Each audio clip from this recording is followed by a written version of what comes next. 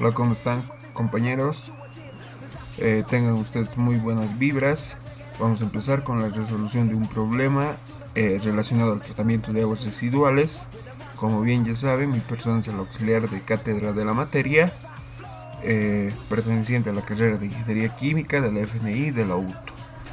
Ya como parte introductoria, nosotros vamos a hablar del por qué es importante resolver este tipo de problemas, ya que nos ayuda a abrir la mente para ver lo que ocurre en el tratamiento de aguas residuales de manera en general.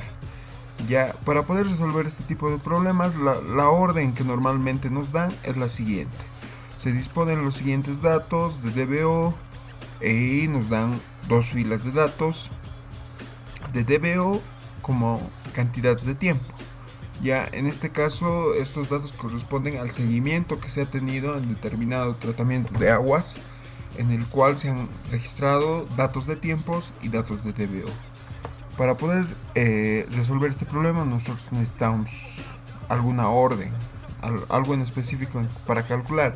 Normalmente se nos piden estas dos cosas: poder dibujar lo que es la curva de DBO y poder calcular los parámetros K y L sub 0. Pero en este problema no nos están especificando utilizar un método, sino nos dice mediante los métodos conocidos y expresar los resultados en una tabla e indicar cuál le parece mejor y el porqué de qué resultado hemos escogido como el mejor. Ahora, para poder iniciar, nos vamos al punto 1, en el cual nos dice graficar los datos de DBO. Aquí lo único que hemos hecho es graficar los datos que tenemos de DBO en función de su correspondiente en el de tiempo, y obtenemos la siguiente curva. Esta curva nos representa el comportamiento de la cantidad de materia orgánica o la cantidad de demanda bioquímica de oxígeno respecto del tiempo en este determinado tratamiento. En el segundo punto, antes de poder ver lo que son los métodos, nosotros necesitamos poder definir la ecuación que se maneja como base en el libro de la variación de cantidad de materia orgánica en función del tiempo. Es una ecuación diferencial que ustedes la encuentran en el libro de Ramal, en el capítulo 2, el tratamiento de aguas residuales, ¿ya? Esta ecuación es una ecuación diferencial. Los que ya han pasado la materia de físico-química o diseño de reactores 1 ya están más relacionados con este tipo de ecuaciones, ecuaciones cinéticas, y en el cual tenemos algunos parámetros que definir. La L va a representar la cantidad de materia orgánica, el tiempo está denominado por la T, y la K va a ser una constante de biodegradación. Recuerden que a nosotros nos han pedido calcular la K y un parámetro L sub 0. El parámetro L sub 0 todavía no está apareciendo. Vamos a denominar a esta ecuación como ecuación 0 y vamos a proceder a integrarla. Integrando, nosotros vamos a obtener la siguiente ecuación, que se va a hacer una logarítmica. Esto se logra resolviendo la ecuación diferencial que teníamos más arriba. Entiendo que la materia ya es una materia de séptimo semestre, sino más alta. Entonces ya deberían saber cómo se puede resolver esta ecuación diferencial, donde tenemos una leve simplicidad que podemos hacer, donde el tiempo 0 es igual a 0 y se puede simplificar. Podemos despejar lo que es el término L, que hace referencia a la cantidad de materia orgánica en un determinado tiempo, y utilizando un término de conversión que utiliza el libro, utilizamos otro término que es la Y minúscula. Y esta Y minúscula es igual a la cantidad de materia orgánica en un determinado tiempo menos la cantidad de materia orgánica inicial. Reemplazamos esto en la ecuación 1 y obtenemos lo que es, despejando la Y, obtenemos lo que es la ecuación 2. Ahora, algo muy importante que tenemos que saber, que esta función, la ecuación 2, es la que va a regir los comportamientos de cantidad de materia orgánica biodegradada en función del tiempo. Nos va a servir mucho esta ecuación. Como siguiente punto vamos a empezar con los métodos. El primer método nos habla de las diferencias logarítmicas. Este método, ¿en qué consiste? La ecuación 2 que teníamos más antes la deriva respecto del tiempo. Esta ecuación que se obtiene de la derivación se logaritmiza y la misma se adecua en función de que parezca una ecuación lineal. Si ustedes ven la ecuación 3, esto deberían recordarlo de la parte de estadística, tenemos una ecuación lineal con una pendiente y con un origen, ¿ya?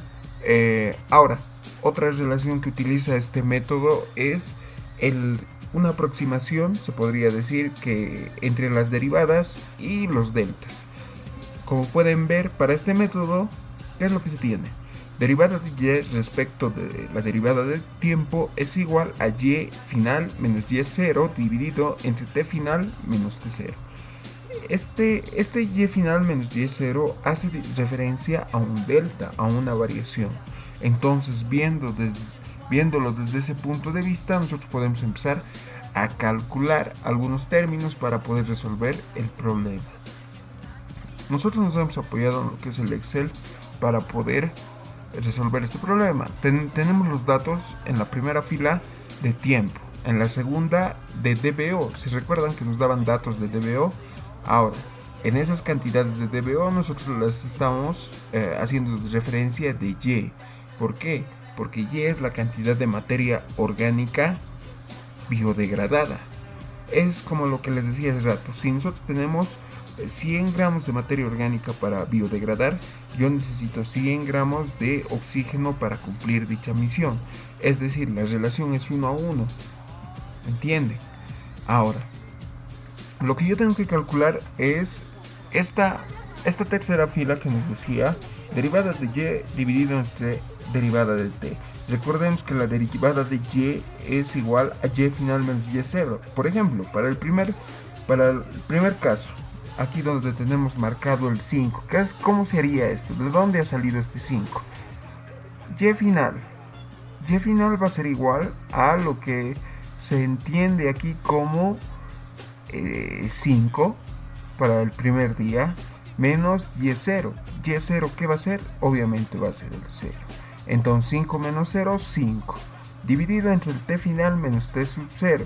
T final para este dato, ¿qué va a ser? Va a ser 1 el t final y el t0 va a ser 0, obviamente. 5 entre 1, 5. Para el segundo caso, ¿qué es lo que tenemos? Y final menos y sub 0. Como ya hemos avanzado, el y también va a avanzar. Mi y final ahora va a ser el 9. El y0 va a ser el 5. 9 menos 5, 4. Dividido entre el t final menos el t0. Mi t final ahora es el 2. Menos mi t0. Mi t0 ahora es el 1. 2 menos 1, 1. 4 entre 1, 4.